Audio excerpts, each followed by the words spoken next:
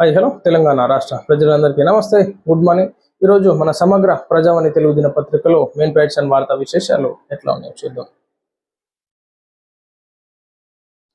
Heat wave action plan, తాగునీటి సమస్య రాకుండా చూడాలి. చలివేంద్రాలు, మజ్జిగ కేంద్రాలు, ORS ప్యాకెట్లు సరఫరా. ప్రకృతి విపత్తుల వల్ల నష్టం జరిగితే 15 రోజుల్లో నివేదికలు. హీట్ వేవ్ 20 విభాగాలతో సమీక్షించిన మంత్రి పొంగులేటి. రాష్ట్రంలో పెరుగుతున్న ఎండలు, వడగాలుల నుంచి ప్రజలు రక్షించవలసిన బాధ్యత ప్రభుత్వంపై ఉందని, ఈ మేరకు సంబంధిత శాఖలు పకడ్బందీగా చర్యలు తీసుకోవాలని రెవెన్యూ, హౌసింగ్, సమాచార, పౌర సంబంధాల శాఖ మంత్రి పొంగులేటి శ్రీనివాసరెడ్డి అధికారులను ఆదేశించారు. ఈ ఏడాది 2026లో ఎండలు, వడగాలులు అధికంగా వీచే అవకాశం ఉందని, జూన్ 15వ తారీఖు వరకు కూడా అధిక ఉష్ణోగ్రతలు ఉంటాయని ఇక్కడ వివరించడం జరిగింది. వాతావరణ శాఖ వాళ్ళు కూడా హెచ్చరించడం జరుగుతోంది ప్రజలని. సో ఖచ్చితంగా ప్రజలు వారి వారి జాగ్రత్తల్లో ఉండాలి. రాష్ట్ర ప్రభుత్వం కూడా చర్యలు తీసుకుంటా ఉంది. చలి కేంద్రాలు ఏర్పాటు చేయడం కానీ, వాటర్ ఫెసిలిటీస్ కానీ. సో అదేవిధంగా ప్రజలు కూడా మొత్తం ప్రభుత్వం మీద వేయకుండా ఈ వడగాలుల వల్ల, ఈ ఎండాకాలం ఉష్ణోగ్రత వల్ల హెల్త్ ఇష్యూస్ వస్తూ ఉంటాయి.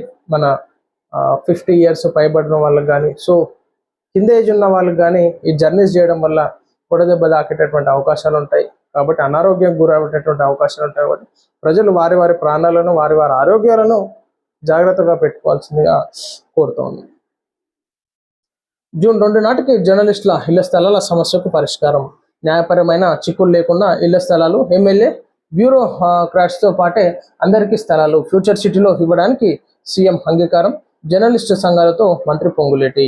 అర్హులైన జర్నలిస్టులకు ఇళ్ల స్థలాలు ఇచ్చేందుకు రాష్ట్ర ప్రభుత్వం నిజాయితీ, చిత్తశుద్ధితో ఉందని రాష్ట్ర రెవెన్యూ, హౌసింగ్, సమాచార, పౌర సంబంధాల శాఖ మంత్రి పొంగులేటి శ్రీనివాసరెడ్డి స్పష్టం చేశారు. సో మొత్తానికి ఈనాడు అర్హులైనటువంటి జర్నలిస్టులకి ఇళ్ల స్థలాలు ఇచ్చేందుకు రాష్ట్ర ప్రభుత్వం తీసుకున్నటువంటి నిర్ణయం శుభసూచకంగా భావించుకోవచ్చు. సో ప్రతి ఒక్కరికి ఈనాడు జర్నలిస్టులకి రాష్ట్ర ప్రభుత్వం ద్వారా వచ్చేటటువంటి ఫ్లాట్స్ ఏదైతే ఉన్నాయో ఖచ్చితంగా అందరికీ వర్తించాల్సిందిగా, మళ్ళీ కొంతమందికి ఇచ్చి కొంతమందికి ఇవ్వకపోగా ఇబ్బందులు వస్తూ ఉంటాయి. కాబట్టి సో ఖచ్చితంగా నికార్స్ అయినటువంటి జర్నలిస్టులకి యొక్క ఫ్రీ ఫ్లాట్స్ గవర్నమెంట్ ఇచ్చేది లబ్ధి పొందాల్సిందిగా కోరుతోంది.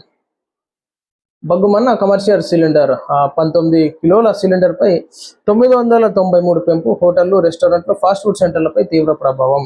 పశ్చిమాసియా ఉద్రిక్తతలు ప్రపంచ ఇంధన మార్కెట్లపై తీవ్ర ప్రభావం చూపుతున్నాయి. ఈ పరిణామాల ప్రభావం భారత్పై స్పష్టంగా కనిపిస్తోంది. ఇంధన సరఫరాలు తీవ్ర ఇబ్బందులు ఎదుర్కోవాల్సి వస్తుంది. చమురు నౌకలను దిగ్బంధించారు. ఈ క్రమంలో కొరత అనివార్యంగా మారింది. ఈ క్రమంలో ముఖ్యంగా వాణిజ్య అవసరాల కోసం ఉపయోగించే 19 కిలోల LPG గ్యాస్ సిలిండర్ ధర భారీగా పెరిగింది. సో కమర్షియల్ సిలిండర్స్ ఏదైతే ఉంటుందో వాళ్ళు, ప్రభుత్వం కమర్షియల్ సిలిండర్లు పెడితే వాళ్ళు కూడా టిఫిన్ రేట్స్ పెంచుతారు. ఏదున్నా ప్రజల మీదే. ఇట్లా డొమెస్టిక్ సిలిండర్లు ప్రజల మీద భారం వేయద్దు అనుకోని కమర్షియల్ సిలిండర్ల మీద పెంచితే, కమర్షియల్ సిలిండర్లు వాడే హోటల్ యాజమాన్యం కానీ, రెస్టారెంట్లు, ఫాస్ట్ ఫుడ్లు ఏదున్నా సరే వాళ్ళు ప్రజల మీద వేస్తారు. టిఫిన్ 30 రూపాయలు ఉంటే ఇప్పుడు 50 రూపాయలు చేస్తారు. అట్లా నారా లోకేష్ పై పవన్ కళ్యాణ్ ప్రశంసలు. 10వ తరగతి ఉత్తీర్ణతలకు శుభాకాంక్షలు తెలిపిన పవన్ కళ్యాణ్. సో ఏపీలో మంచి ఉత్తీర్ణత సాధించినటువంటి విద్యార్థులకు పవన్ కళ్యాణ్ గారు కూడా శుభాకాంక్షలు తెలియజేస్తూ, సో ఈనాడు ఒక మంచి ప్రగతి పదంలో దూసుకెళ్తా ఉన్నారు. సో విద్యారంగం కూడా బలోపేతం చేయడానికి తీవ్రంగా కృషి చేస్తున్నారు. 2 తెలుగు రాష్ట్రాల్లో అటు ముఖ్యమంత్రి, ఉప ముఖ్యమంత్రులు కానీ. సో ఖచ్చితంగా ఈనాడు నారా లోకేష్ గారికి కూడా పవన్ కళ్యాణ్ గారు శుభాకాంక్షలు తెలియజేశారు అన్నమాట. నేర నియంత్రణలో ఆధునిక టెక్నాలజీ వినియోగం. నేరగాళ్ల టెక్నాలజీ సవాల్గా మారింది. దేశంలో పటిష్టంగా తెలంగాణ పోలీసింగ్ డ్రగ్స్ నియంత్రణకు మరింత కఠిన చర్యలు. డీజీపీగా సివి ఆనంద్ ప్రమాణ స్వీకారం. తెలంగాణ డీజీపీగా సీనియర్ IPS అధికారి సివి ఆనంద్ బాధ్యతలు స్వీకరించారు. డీజీపీ కార్యాలయానికి చేరుకున్న ఆయనకు పోలీసు ఉన్నతాధికారులు సాదరంగా స్వాగతం పలికారు. కార్యాలయ ఆవరణలో పోలీసుల నుంచి ఆయన గౌరవ వందనం స్వీకరించారు. అనంతరం పండితులు వేద ఆశీర్వచనాలతో రాష్ట్ర డైరెక్టర్ జనరల్ ఆఫ్ పోలీసింగ్ పదవి మొత్తానికి ఆనంద్ గారికి వెల్కమ్ చెప్పినట్టుగా చూసుకోవచ్చు. సో ఈనాడు పదవి బాధ్యతలు చేపట్టగానే ఈనాడు నేర నియంత్రణలో ఆధునిక టెక్నాలజీని వినియోగిస్తాం. ఖచ్చితంగా ఈనాడు మనస్ఫూర్తిగా పనిచేసి తెలంగాణ రాష్ట్రానికి ఆ యొక్క సైబర్ విషయాల్లో కానీ, సో నేర విషయాల్లో కానీ ఈనాడు సేఫ్ జోన్గా పెట్టడానికి మేము తీవ్రంగా కృషి చేస్తామని చెప్పేసి చెప్పడం జరిగింది. పెండింగ్ చలాన్లపై కోర్టు ధిక్కరణ, పోలీసు అధికారులకు హైకోర్టు నోటీసులు. ఆ ట్రాఫిక్ పెండింగ్ చలాన్ల వ్యవహారంపై తెలంగాణ హైకోర్టు కీలక ఆదేశాలు జారీ చేసింది.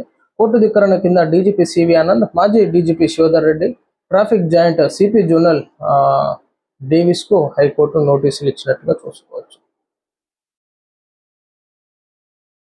స్కిల్ సెంటర్లుగా లేబర్ అడ్డాలు.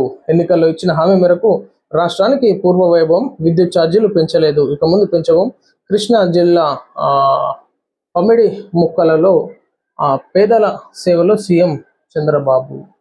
సో ఈనాడు లేబర్ అడ్డాలుగా స్కిల్ సెంటర్లుగా లేబర్ అడ్డాలను తీర్చిదిద్దడానికి చంద్రబాబు నాయుడు గారు మంచి నిర్ణయం తీసుకున్నట్టుగా చూసుకోవచ్చు.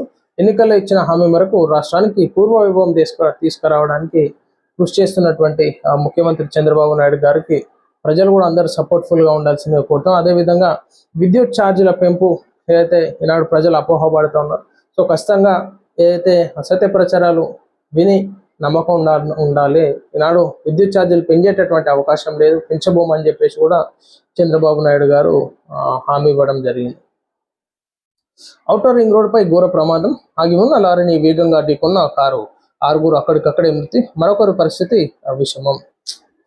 ఇది చాలా బాధాకరం. నిన్న సోషల్ మీడియా గ్రూప్స్లలో కూడా వైరల్ అయ్యింది. మృతులంతా యాదగిరిగుట్ట వెళ్ళి వస్తుండగా ప్రమాదం జరిగినట్టుగా చూసుకోవచ్చు.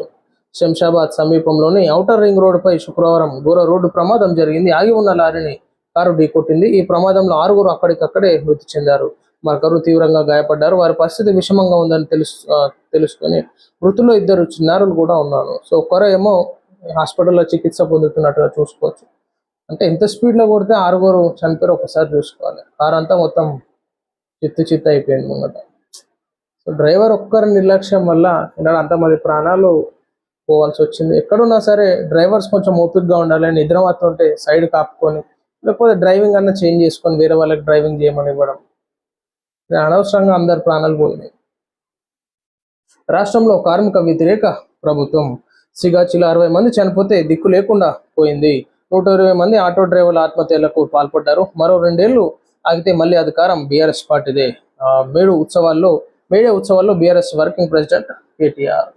సో సిగాచిలో చనిపోయినటువంటి 60 మంది చనిపోతే దిక్కు లేకుండా, ఏ విధమైనటువంటి సహాయార్థం లేకుండా రాష్ట్ర ప్రభుత్వం చేతులు ఎత్తేసింది. ఈ 120 మంది ఆటో డ్రైవర్లు ఆత్మహత్యలు చేసుకున్నారని చెప్పేసి కేటీఆర్ గారు. సో వచ్చేటటువంటి ప్రభుత్వం మనదే అని చెప్పేసి కేటీఆర్ గారు అక్కడ మేడే ఉత్సవాల్లో ప్రసంగించినట్టుగా చూసుకోవచ్చు.